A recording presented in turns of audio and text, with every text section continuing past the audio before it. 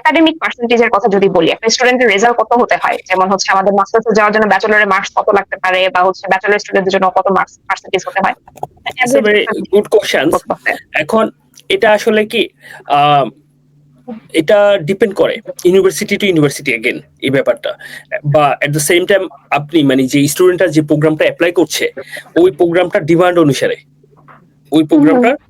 অনুসারে এখন একটা স্টুডেন্ট আমি যদি বলি ইন জেনারেল সে দেশের বাইরে পড়তে যাবে, মোটামুটি ভালো একটা রেজাল্ট থাকাটা ভালো তার জন্য, ঠিক আছে।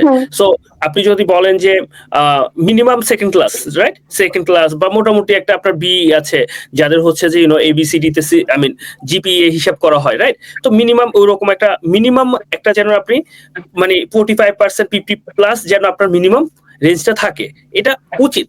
আপনি আমার কথাটা বুঝছেন? এন্ড দেন এগেইন এটা আসলে ডিপেন্ড করে ইন্ডিভিজুয়াল সার্কামস্টেন্সের উপরে, ঠিক আছে। যে হয়তো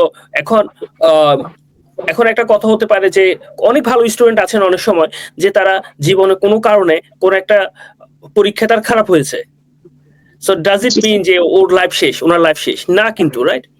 সো তখন তারা যদি আমাদের সাথে যোগাযোগ করে আমরা কিন্তু ওনাদের জন্য একটা হয়তো ফাইন্ড আউট করে দিতে পারবো।